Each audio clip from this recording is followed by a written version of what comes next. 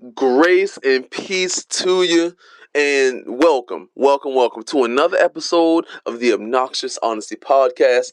I'm your host, ChuckintheTruth, and today we're going to be talking about police brutality and how we can drastically decrease the numbers of where police officers, oftentimes white police officers, are harming unarmed minority citizens. I'm going to look at some of the underlying causes for why this is so relevant and why these things have happened through the years. And so I'm going to talk about some background on that.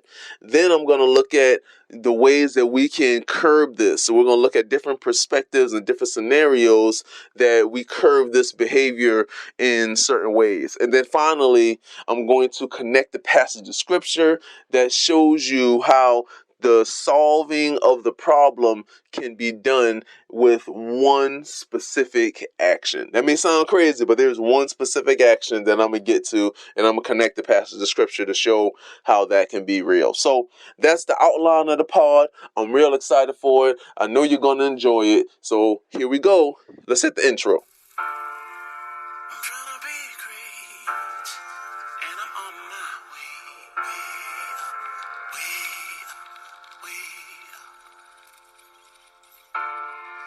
It's never too late, and I'm on my way. I'ma leave my mark, ready, set, go. Ready, set, go. Ready, set, go. So here we go. First of all, I want to approach this subject from a certain perspective. The first thing that I want to discuss in terms of the underlying problems of why police brutality occurs is the deep-rooted racism that this country has experienced from our very beginning. So to talk about how that has gone into police brutality is fairly simple.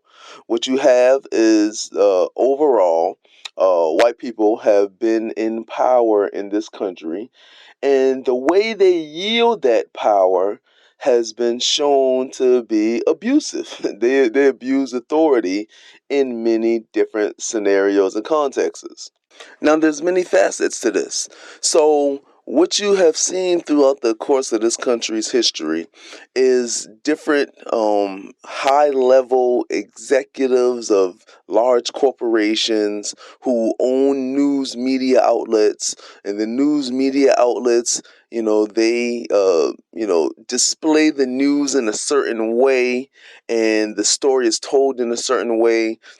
The way that the news is put out, and what you'll see is oftentimes you will have the minority criminals displayed in a certain way on the news, and you will have white criminals displayed in a more positive light in the news. That's just something that we have all come to see many different examples of. So then what you have is multiple generations of white people who have seen and heard their parents and grandparents discuss minorities as criminals. Now, not all, obviously, not all, but a percentage that's strong enough to affect many of those people who grew up to become law enforcement officers. So when you have a family history of hearing something, and then you become older and you get into a position of power, specifically in this scenario, a law enforcement officer, then you yield that power, and oftentimes some of your old prejudices that you have can show itself in this position of power and influence. So what you actually have is overall fear and underlying fear that has been produced. There's been a fear of minorities, viewing them as criminals, as dangerous, and that produces fear. Now, that fear, in terms of viewing them to be more likely to cause harm to you, That's one part of the fear. But there's a different fear that also goes into this equation, and that is fear of the unknown. We as people have a basic fear of the unknown. That's one of the reasons why a lot of people are scared of death. They fear death because they don't know for sure what happens to them after death. They don't know what's waiting on that other side. So they fear what they don't know. That same underlying basic fear of the unknown that people sometimes have in death, as well as people have in, abusive relationships, and sometimes where they would rather deal with what they know, even though what they know may be unpleasant, than to step out and, take the chance on the unknown that may be worse for them, right? So sometimes the fear of the unknown is really strong, and in certain contexts, it can cripple you. So there's a basic fear that has been developed a lot of times from the white people having a childhood where their family members and loved ones and trusted ones that they had growing up, they see and hear those people talking about minorities in a dangerous light. So you have a deep rooted fear there, but then you also have just a basic fear of the unknown that shows itself throughout their lives, where they may not be as exposed to black people on a consistent enough basis and on a deep enough level to where that fear of the unknown is taken away. Here's what I mean by that. I've known multiple white people throughout my life that have said they were not exposed to large amounts of black people until they got later on in their life to high school, and some even college, and some even after that. So throughout their lives, they had a few black people sprinkled into their life in terms of classmates, or maybe they saw a few that they played on a sports team with, or maybe went to church with, or some other kind of activities that they did throughout their life. But there was just a few instances of friendship, specifically deep level friendship. So when you have surface level friendship, or being an acquaintance with someone just through, hey, I'm on the team with this person, I go to class with this person, and yeah, you may talk a little bit in that setting and, laugh or joke and have a good relationship with that person in that setting. But the deeper level of friendship, in terms of them coming over to your house, you going over to their house, the consistent level of growth and friendship on a deep level in more than just one occasion.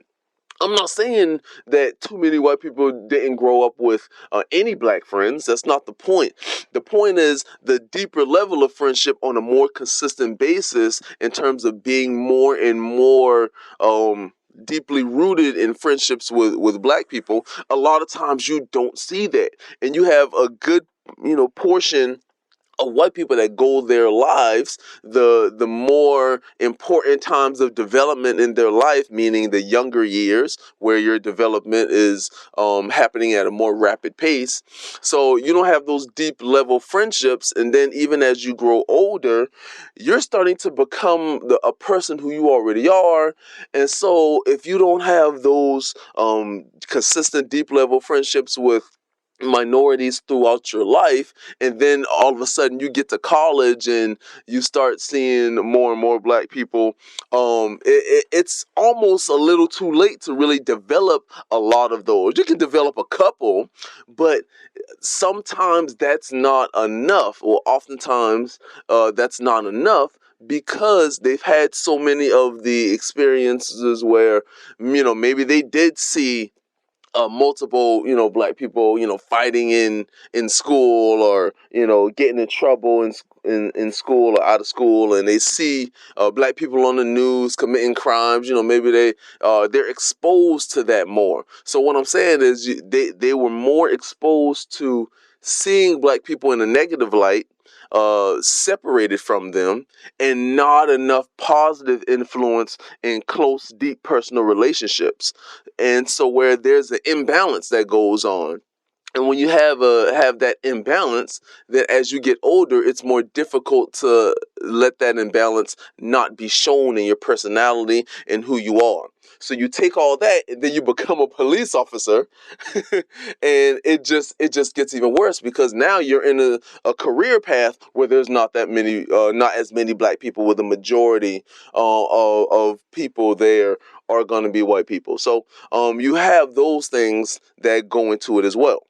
Now, just to be clear, that happens on the other side as well now. There's a lot of black people that didn't have those close personal relationships growing up with white people throughout their life. You have them seeing white people as the enemy and hearing their, relatives and maybe kind of loved ones pointing white people to be the enemy, and, looking at the power structure, and, they can hear different stories throughout their lives of people that they know, family members that they know, loved ones that they know, who were treated wrongly by white people in positions of power. So yeah, that works on the other side. But the difference is, oftentimes, you don't see enough black people in positions of power to where they can abuse that position of power. So even though what black people may have the same type of prejudices against white people, in terms of seeing them as an enemy and seeing them as dangerous, for the most part, not all, but for the most part, being skeptical of them, you don't it almost doesn't matter if you're not in a position of power to abuse that. So having that prejudice and having that thought process of the opposite race, yeah, that can be bad, and that is not good for underlying reasons. And black people cannot associate a whole lot with white people and not have a whole lot of white friends growing up.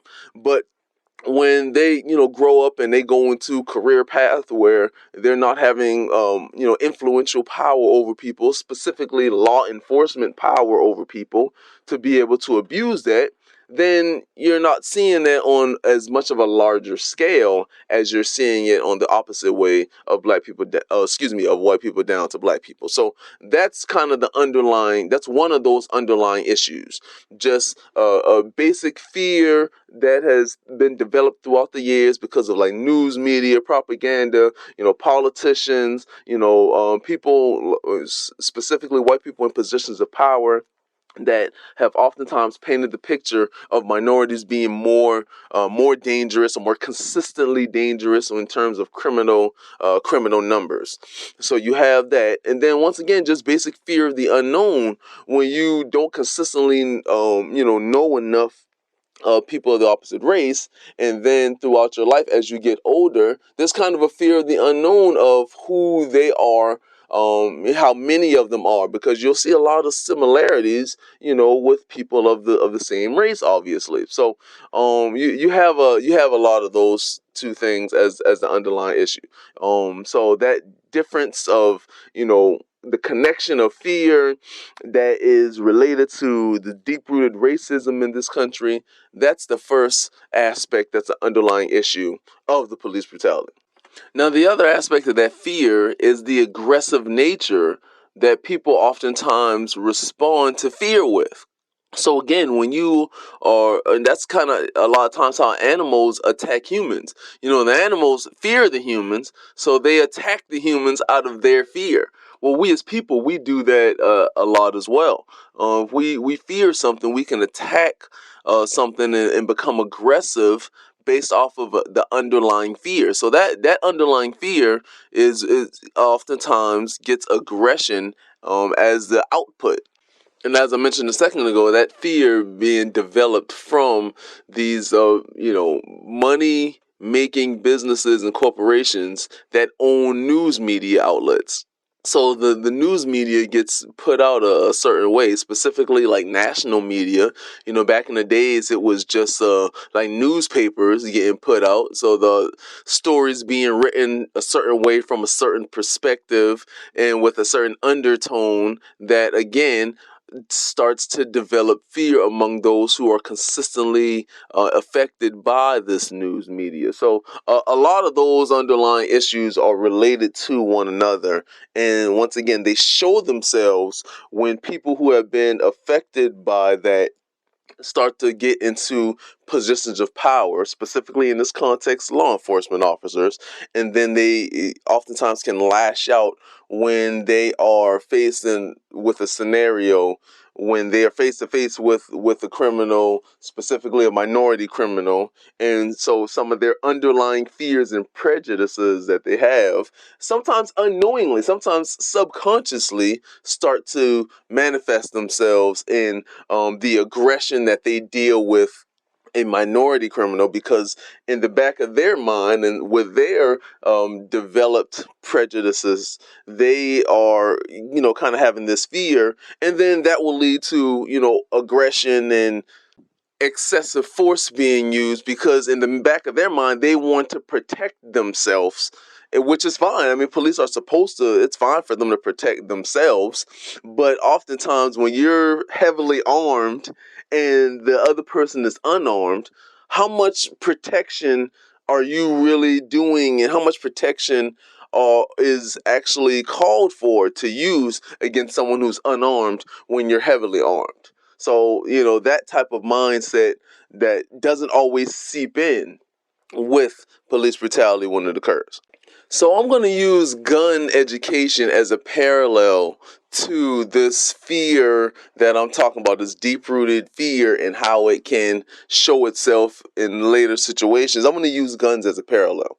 So what you'll find historically and culturally is there is a difference from how white people are introduced to guns to how black people are introduced to guns. Historically speaking, and majority speaking, what you'll see is white people have been introduced to guns generationally by hunting and by safety and protection.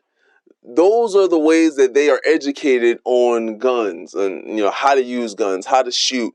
It's about hunting, and also it's about your safety and protection, that you may need to use it against harm and danger and to protect your home.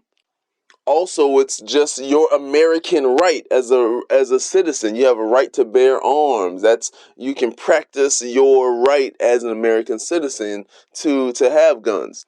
And those three situations are usually the contexts where white people are educated about guns.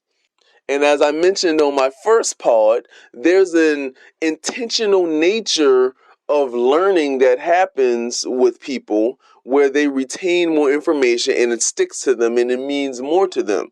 So when people are being taught something in an intentional nature and with specific purpose, it's more likely to stick with them. So when white people are younger and they're being introduced to guns by oftentimes trusted family members and loved ones, adults, then they are seen as how they are supposed to. Guns are, a lot of times, the thought behind it is, hey, this is for your safety. This is for your protection. Be careful how you use this. You hunt animals with it, and it's your right as an American citizen. Those are ways that guns are introduced to white people when they are younger. A lot of times. Once again, not all the time. I can't speak for every white person, obviously, but a majority of them, a decent amount, a good enough amount of them, this is how they are introduced to guns. Contrast that culturally with black people, and you will most of the time see black people were educated of guns by their parents, who oftentimes were educated that guns are dangerous. Guns kill people, guns hurt people, or people use guns to hurt and to kill. And so guns are painted in a negative light, in a negative context. And so there is a deep-rooted fear of guns that a lot of black people have, because they were taught that guns are dangerous, guns are used by bad people to hurt people. And they see that. And then once again, going back to the news media, they're seeing it from that perspective. So I mentioned how white people see news media painting minorities as criminals a lot of times, and more dangerous criminals than white criminals. But that's the way white people see it, and it produces kind of a fear in them. Whereas black people, it also can produce a fear in them as well. And so we know there's underlying race issues between and among black people, whereas there is this, subset of black people that tends to be less prone to violence and danger, who are scared of guns, and they see that there are a good bit of a subset of other black people who use guns to be dangerous and to hurt people and to commit crimes. So you have that aspect of it as well, where black people who are not educated correctly on guns, they are introduced to guns with a fear mechanism. And then you have other black people who are introduced to guns. They do have that same type of, hey, this is for your safety and protection, but also protection in terms of you need to use it on someone, and as I just mentioned, with the fear, a lot of times turns and shows itself into aggression. So the protection that people feel is turning into aggression. Instead of just being on the defensive, now they're on the offensive, and they're more likely to, be able to use the guns for harm or danger, because now they're acting out of emotion and fear, and they have this thing that can be used as a dangerous weapon. So you see how your background and education of a certain subject, if it's not intentionally education on a specific way of learning how to use this thing for good in terms of guns, then your surroundings later on can produce negative outcomes of how to use it.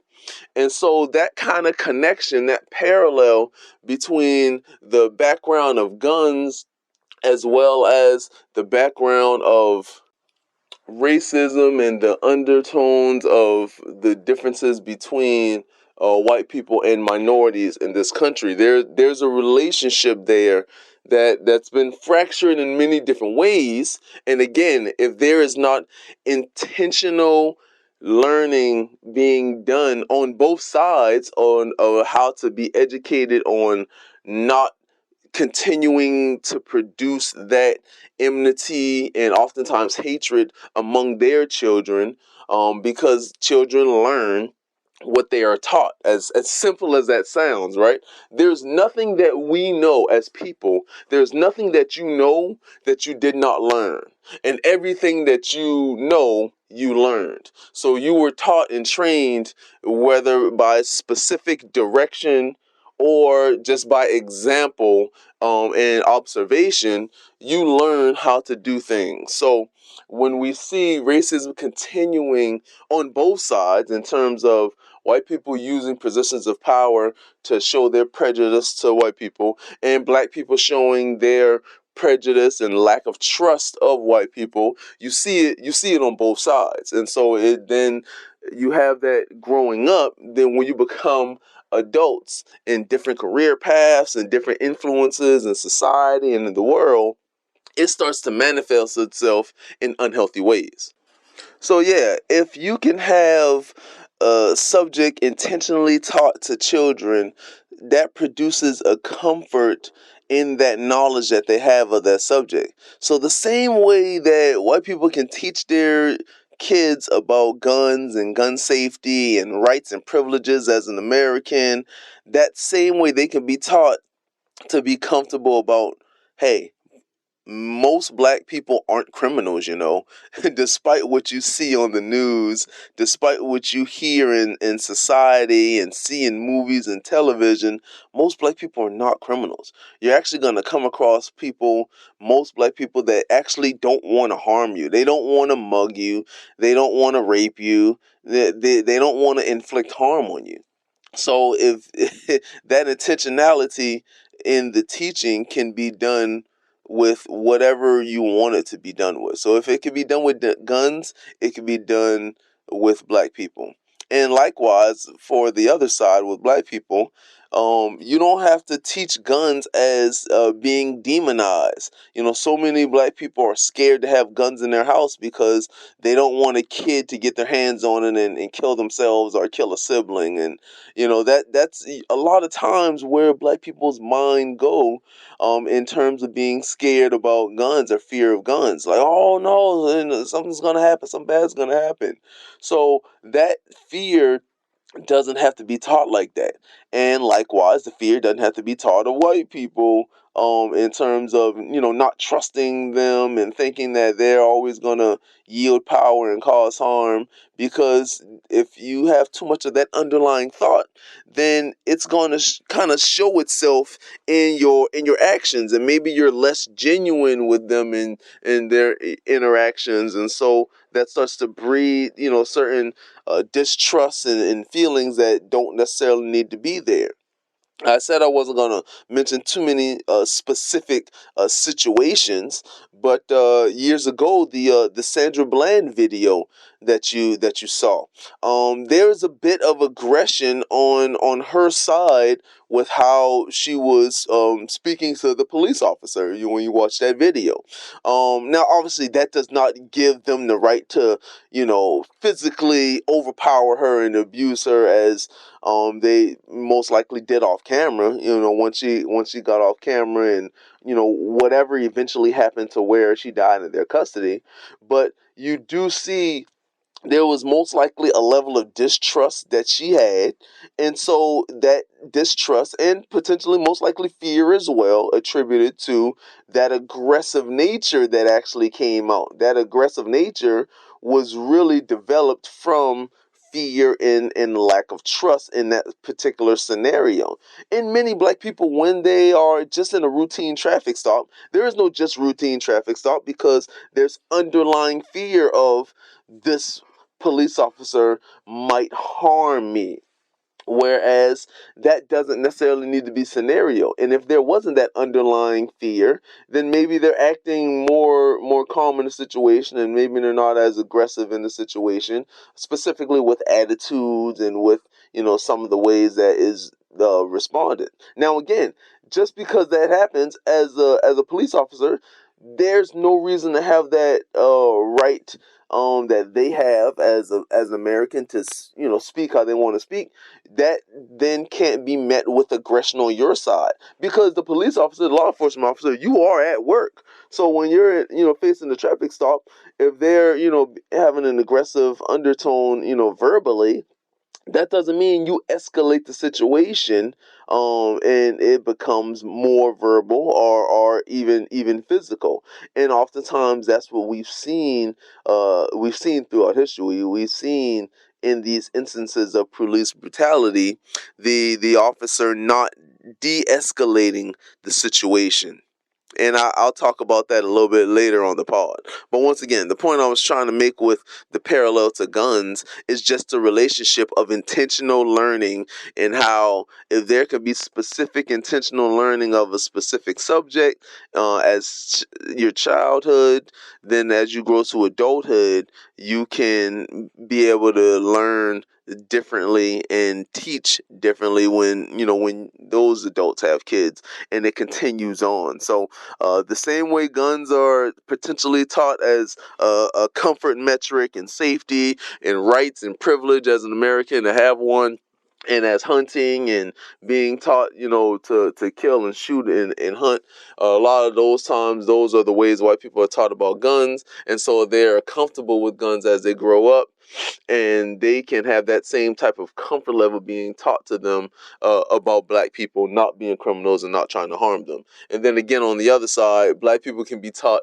not about how dangerous white people are and how they're going to harm you. And so that breeds a level of distrust, oftentimes, that shows itself in situations and relationships where it can be dangerous on the outset. Because black people tend to have this situation, this mindset of, we just deal with it. We just deal with whatever scenario we given, whatever unpleasantness we're given. We tend to just deal with it and kind of make the best of it. kind of like chitlins. Chitlins is pig intestines. Black people oftentimes given the leftovers, the unpleasant parts of the animals that white people didn't want. And hey, this is what we got. This is what we got to use. We're gonna be happy with this, and we're gonna use this. We're gonna kind of try to make the best of a bad situation. So historically, generationally, black people are used to like dealing with less, dealing with the unpleasant, and kind of just going about it. But in reference to police brutality being some unpleasantness, this isn't something that we should just be comfortable with moving along with. Oh, this is the unpleasantness of life. This is what we got to deal with. We've done that for too many generations. We don't need to continue that. Now let me transition into talking about how to solve this problem of police brutality and how to combat the different problems I just talked about, and how the underlying issues that start to relate to police brutality. How do we solve these problems? There's a couple of different ways, all right? The first thing we need to do to solve this problem is an overall increase in police's salary. And law enforcement officers all need to have minimum 15% raises immediately. All of them, especially the beat cops or the uniformed officers. Those are the main ones that we're seeing throughout history that have been harming unarmed citizens. So the first thing they need is an increase in their pay, increase in salary. Now, why? Because that increases the responsibility that they have or that they feel, and the prestige that they feel in their job. My last part, I talked about employees feeling overworked and underpaid. Well, uniformed officers fall into that group too.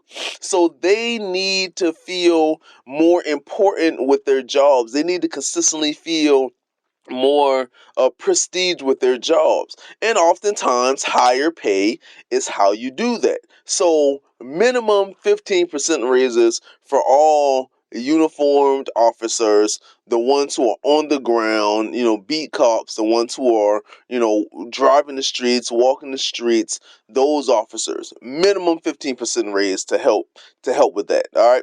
So, increasing their prestige that they feel with being a uniformed officer. The other way that we increase that prestige is by offering more situations where they are communicating on a more serious level with their communities that they serve. We are all familiar with the term protect and serve that we expect police officers to do. Protect and serve the community. Protect and serve, protect and serve. We hear that over and over. How can you serve someone if you don't know what they need? You can't serve someone if you don't know what they need. In order to know what they need, you need to actually get to know them. So, a part of what the uniformed officers' jobs should be, a bigger part of what their jobs should be, is having more community relationship building opportunities. Police officers being more consistently involved in a deeper level in schools, specifically elementary and middle schools, because you wanna not deal with adolescents and teenagers once they become criminals or start to do criminal activity. You don't want to deal with that. You want to prevent that from happening. So you're more likely to prevent that from happening if you foster real relationships with more children in elementary and middle schools. And so that way they are seeing policemen in a higher light. They're seeing policemen in a prestigious light. And so the policemen also being able to recognize those children in more impressionable ages. So once again, I know those things happen throughout the country. I'm not saying those don't, but I'm saying that needs to be more of an emphasis to help the actual relationship building. More relationship building in communities, specifically in lower income communities, because oftentimes we see the highest crime rates in low income neighborhoods and communities. So they need to make a bigger effort to build trust specifically in those neighborhoods. There needs to be more consistent actually walking neighborhoods and literally going door to door and talking to people of the community, saying, hey, do you feel safe here? If not, why don't you feel safe? What do you want from us? How can we help you feel more safe in your neighborhood? What type of tips can you give us that maybe there is criminal activity going on? How can we prevent that criminal activity from going on? You can foster more relationships with the community if a larger part of beat cops and uniformed officers' jobs is literally going door to door, taking the opportunities to talk to people and try to get to know people. I relate this to one of my past experiences of going and studying the Bible with people. I co-hosted a radio show. There was a revolving door of hosts a little bit, so it was about 4 or 5 of us. But for 12 years, I assisted in co-hosting a radio show where people would call in, and it was a live show. People would call in. It was Q&A. It was a Bible Q&A program. But what we would do is we would offer different things throughout the program and get people to sign up for stuff. And so once people signed up for something, we would be able to interact with them, and we offered them personal one-on-one or in-person Bible studies. And so oftentimes I was going to people's houses for Bible study, and for at least a few years I was consistently meeting people and talking to people and studying with people. And so I have that history in my life that showed me when you are actually talking to someone in their home, there's a comfort level that is generated. So if police officers were able to do that more, there would be a percentage of homes that they would actually be able to come into. People would invite them in and say, hey, come on in, sit down. We can talk a little bit more about our community and how we can feel safer and how you can better serve the community. Now, once again, that's not expected to be the majority of homes. So if uniformed officers and beat officers went around a neighborhood of 100 homes, they might only actually get invited inside to 5 of them or 10 of them. But guess what? Even that smaller percentage, 5% or to 10% of people, whatever percentage of people let them in their homes and actually have good, meaningful conversations with them about how the community can be better served, that would make up for the houses that didn't open their doors to them or invite them in. It really would. So the thing is, foster deeper, more serious community relationships, specifically in lower income neighborhoods, so that way the police aren't demonized and seen as, yielding power. They're actually seen as parts of the community, people there who are actually there to help and to actually protect and serve, and not to yield power and harm citizens. I'll give another specific example. Tamir Rice. Imagine if there were beat cops walking around Tamir Rice's neighborhood. And imagine they actually came in contact with Tamir Rice's mother at one point. And she talked to them for just a few minutes. And if you talk to any parent for a few minutes, it's pretty much guaranteed their children are going to come up. Especially when the police officers would have been talking to her about, hey, how can we better protect and serve your community? I guarantee you Tamir's name would have came up. His mom would have brought him up. So just in that one instance, imagine had that happened, and then however many months or so later, when they saw Tamir on the playground with that toy gun, most likely they wouldn't have been responding to him in an aggressive nature, thinking he had a real gun and he was about to harm people. If that cop would have, saw him and thought, wait a minute, isn't that the boy who I met his mom a few months ago? Or, whatever kind of scenario could have happened to where there would have been less aggressive to him had they happened to come across his mother, and he was mentioned, and maybe she showed him a picture, or whatever the case may be. The point I'm trying to make is, and obviously there's no way to know for sure had that would have happened, but the point I'm trying to make is you increase the odds of situations like that not happening when you increase the odds of policemen actually getting to know people in the neighborhoods, trying to foster actual relationships with people, going around neighborhoods, meeting kids. When policemen see a group of kids outside playing, or at a playground or something, trying to actually foster relationships, talk to these kids so they know, hey, these kids live in these houses over here in this neighborhood, or in these apartments or whatever. So there's not when you see a kid with a toy gun, your first thought is it's a real gun, shoot him to protect yourself, or this kid's gonna harm other people with this gun. Like, so, those type of thoughts can actually be decreased by an increase in trying to specifically foster relationships. Now, the next layer of how we can help calm these numbers of police brutality is increased trainings, increase consistent trainings, actual hands-on kinesthetic learning style trainings for officers to mimic these high stress, potentially dangerous situations that often lead to police harming unarmed citizens. There should be some type of consistency, at minimum biannual. So at minimum 2 times a year, maybe once a quarter, which would be 4 times a year, or depending on some type of consistency that would help these people to, once again, these are the uniformed officers, the beat cops, the ones who are closest to the streets. Those are the ones that we see most of the time in these scenarios harming unarmed citizens. When was the last time you actually heard about detectives harming unarmed citizens, or higher level law enforcement officers harming unarmed citizens?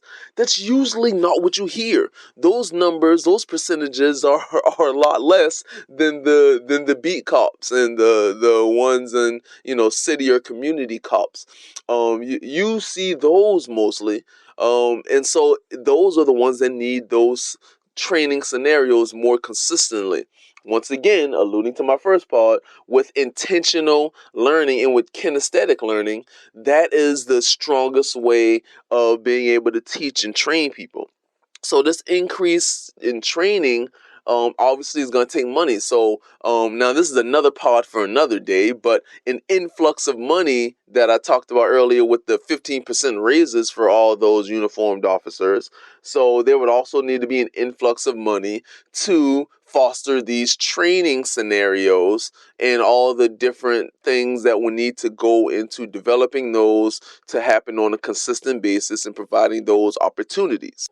So be on the lookout for a pod in the next few weeks talking about an influx of money for different parts of society. So I'm going to be talking about how police, law enforcement officers, as well as educators should all have minimum 15% raises. But I'll be talking about where that money needs to come from. So be on the lookout for that part a little bit later. But that's another part for another day. But again, the increase in trainings, consistent trainings, mimicking these high stress scenarios where police officers could potentially use their weapons to harm instead of just to protect. Now, let me make a parallel for you. Many people talk about how bad drivers are in different parts of the country. And we talk about how bad drivers in America generally are among other countries. Specifically, Germany with the Autobahn that doesn't have any speed limit. So people go as fast as they want. But there's less traffic deaths on the Autobahn than there is in highways in America. Well, why is that? Well, they in Germany have more strict driving laws and people have to get their license like recertified with actual road tests on a more consistent basis. So you have better drivers because they more consistently are faced with the road tests that actually lets them keep their license, as opposed to here in America, we just got to go at a certain time and just renew the license. We don't have to retake a road test, so we don't have to actually sharpen our skills in a way where we are being trained and taught. It's just, oh, we passed this test once, we never have to pass it again. So that's the parallel. In the same way that drivers in America tend to not be as good, not be as careful, because we don't have the pressure of needing to recertify our driver's license with the actual road test that would test our skills. Then that's the same type of parallel, the same way that police officers not having their skills of, de-escalating situations, conflict resolution, and not acting out in, aggressive ways in high level, high stress situations, specifically with unarmed citizens. I'm not talking about if a policeman is face to face with someone who has a gun, they shouldn't use force. I'm not talking about that. I believe that they should use force, because anyone dumb enough to pull a weapon on an officer, I'm not saying they deserve to die. That's not what I'm saying. But I'm saying police have every right to use force to stop that citizen from using a weapon or pulling a weapon on an officer, because you're not in your right mind if you pull a weapon on an officer. So that shouldn't happen. But once again, officers need better training, more consistent training in de-escalating situations. This is in terms of tone of voice and how the interaction with the subject is going. All of those things go into that. It's like having your skills sharpened. These consistent training exercises and increase in training for officers, and I'm not talking about, sitting through a seminar or a PowerPoint presentation. Again, I'm talking about hands-on developed trainings that mimic these high-stress situations and how the police should be able to de-escalate them and to not let things develop to a point where the officer's feeling the need to use force or to pull their weapon on someone who is unarmed, on an unarmed citizen. He's out of line, but he's right. So the increased training can go a long way in curbing police brutality numbers.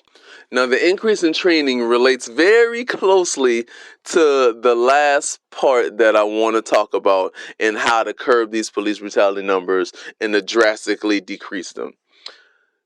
Strict and swift punishment for officers that do harm unarmed citizens. Strict and swift punishment and discipline for officers that harm unarmed citizens. Far too often, police harm unarmed citizens and they just get told to go on vacation. They don't call it vacation. They call it, quote, paid administrative leave. But that's a vacation. If you tell me I don't have to go to work and you're still giving me money, that's PTO. That's paid time off. Those are vacation days. All right. So don't give me that, scenario and say that's punishment for the officer. That's a paid vacation. And yes, oftentimes that officer's face is, plastered all over the news and television. So that adds a level of stress to their lives. But again, if you're on paid vacation, you could leave that area you're around and go to an area where you're less likely to be seen and, known and demonized. But that's one of those underlying causes of punishment not being swift and strict enough so that the behavior is actually curbed. Because you see the numbers of when police harm unarmed citizens, and there's not this, accountability that they need to have for the scenario. And then oftentimes, they don't get charged with any crime. far too often they don't get charged with any crime, so they just go right back to work. They just go right back to patrolling the streets. Wow, bro. That's crazy. Wow, that's so crazy. I mean, try that with any child or, adolescent or teenager who, they get suspended from school, but, they get in trouble in school. Let's say they get in trouble for fighting in school, right? And so they say, hey, you're going to get suspended, but this person's going to do your schoolwork while you're gone, so that way you don't get behind in any of your classes. Like, what's the incentive to not fight again in school? Wait, I'm not going to have to worry about making up a test or making up exam. I'm going to fight in school again. There's no hindrance to it because the punishment was not swift enough and strong enough. Or if you take a long time, if the kid fights in school and then they say, hey, we're going to, review this scenario and we're going to give you your punishment later after we review the scenario. And then 3 months go by and then they say, oh yeah, you're going to get suspended now. Like, where's the incentive for the good behavior? Where's the accountability for the bad behavior? There's not. So if that wouldn't work with adolescents, teenagers, why would it work with adults? It doesn't. So I'm an officer, I harm an unarmed citizen, and then they give me a few months off paid vacation while they investigate the scenario, and then it comes back that I did nothing wrong and I don't get charged with any type of crime and I can just go right back to work. But all of a sudden I'm supposed to be hindered from harming an unarmed citizen again? That isn't the right logic. Like, come on. So yeah, there should be some type of swift and strict punishment for officers that harm unarmed citizens. There has to be the continued message sent that this is unacceptable and cannot and will not keep happening. So the punishment measures need to be immediate loss of job, and then you can, arbitrate or you can appeal that. The first thing is the immediate loss of job, and then after that, charged with assault. So, if you harm the unarmed citizen, you lose your job and you're immediately charged with assault. So now you automatically become a criminal that was demonizing before. And if you had those swift and strict measures of punishment for the harm done to unarmed citizens, then you would have a lot of officers that are a lot more careful with when they choose to use excessive force or to draw their weapon. They'd be a lot more selective with that. But again, this is after they've gotten a pay raise and increased prestige coming with them in their job. This is after they have been, trained and taught to go around the community neighborhoods and foster relationships with the community to actually get to know people that they're supposed to be protecting and serving.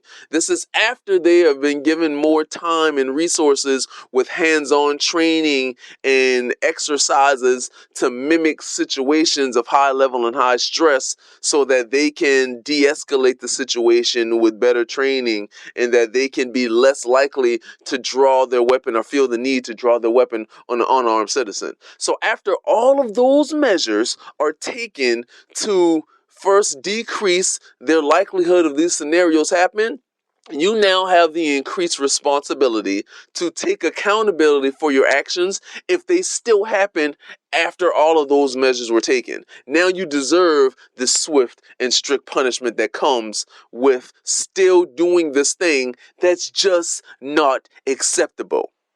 Now, before I close the pod, as I always do, let me relate this scenario to a passage in scripture that really hammers home the point, I think. So in Acts chapter 5, you see God using swift and strict punishment on a man by the name of Ananias and his wife Sapphira. He did that to use them as an example to curb the behavior of others. So what you have in Acts chapter 5 is the early days of the church. The church was started in Acts chapter 2. So by the time you get to Acts chapter 5, not a whole lot of time has passed, but the church is growing. It's in its infancy stages. And what you have is a lot of people who are coming together. They're sharing in sharing all things, and you have some people who have land and possessions. They are selling things so that people of the church who don't have land and possessions can also have and provide for need. So what you have is people sharing all things. Now you got Ananias and Sapphira. They sold some land that they have, but they kept back part of the proceeds, and they only gave a different amount from what they had to the apostles who were gathering all these things to distribute to everyone. But what you see in verse 3, Peter said, Ananias, why has Satan filled your heart to lie to the Holy Spirit and keep back a part of the price of the land for yourself? And while it remained, was it not your own? And after it was sold, was it not under your own control? Why have you conceived this thing in your heart? You have not lied to men, but to God.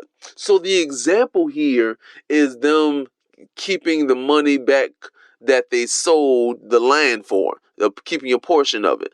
But that's not the punishment. The punishment is for the lying to God.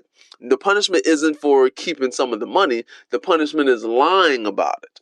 But then look what happens in verse 5. Then Ananias, hearing these words, fell down and breathed his last. So great fear came upon all those who had heard these things.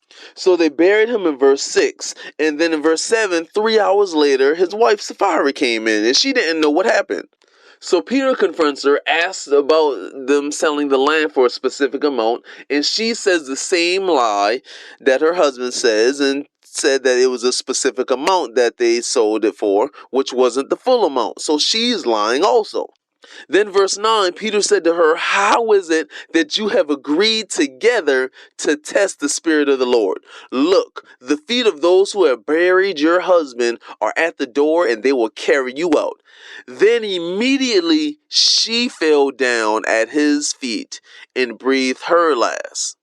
Then this portion ends with verse 11 saying, so great fear came upon all the church and upon all who heard these things. So God used this example of this couple lying to show the other people this is not acceptable behavior, and this type of behavior will be dealt with. And you see the word immediately was used after they heard Peter's words condemning them, and Peter was speaking for God. So they heard those words, and then they both immediately died. And this was 3 hours apart. And once again, you saw a surrounding crowd of people who saw this, and it was mentioned that great fear came upon them. So that fear, that was to curb the behavior of others so that they would not mimic or repeat the same behavior of lying to, specifically to God. Like Peter said, you haven't lied to men, you lied to God. And then later on, Peter tells you agreed together to test the Spirit of the Lord. So that type of behavior, again, this is very important because this is the early days of the church. So God is establishing acceptable behavior and unacceptable behavior. And he uses swift and strict punishment to show how serious of a nature this is, so that way this behavior is curbed, so that you don't have more and more people doing this. You have more and more people that recognize how serious it is and trying not to do the same thing. So that's that biblical example I wanted to use, and that's why I say that despite all of those things that you do first that I mentioned to help police have better prestige in their job, better pay, foster better community relationships with the people they're supposed to be protecting and serving, and having more extensive hands-on training so that they can de-escalate some situations and have better time to respond to high-level, high-stress situations so that they're not using force or using weapons on unarmed citizens. You do all that, you lay all that foundation and groundwork, and then the expectation of swift and strict punishment if you forget or disregard all of those other things that we did to help to curb this scenario from happening, and it still happens. Well, then now you immediately lose your job and you are charged with assault as a non police officer. You're discharged as a citizen on citizen. Once you as an officer disgrace your position and all the training and extra ways that have been used to try to curb this behavior from happening, once you forget and disregard all that and it still happens for some reason, well, now you have this strict and swift punishment that is laid upon you so that others don't continually make it happen. And so that way, they are more engaged when they're going through those training scenarios and situations so that they do not have the same thing happen to them. Well, we've come to an end of another pod. I hope that you made it all the way through. I know some of the things, as always, that I said you may not have agreed with everything, but I hope just with an open mind and an understanding of different perspectives that you will be able to recognize that there is some positive nature in doing all of this. You know, I don't have the thought process of hating police and, you know, wanting bad things to happen to them, especially when they, you know, do things to harm unarmed citizens. I just know as a people, as a whole in our society, we can do things on both ways in terms of the law enforcement officers as well as citizens. We can do things on both ends to help curb this behavior of police brutality, specifically harming unarmed citizens, and oftentimes that being unarmed citizens who are minorities. So thank you so much for joining me and listening. If you're interested in being on the episode, go ahead, hit the email obnoxioushonestypodcast@gmail.com. Let me know in the subject line what you want to talk about and give me a little background on the scenario and your perspective of it, and we can collaborate. So that's it from me. Until next week, grace and peace. Much love.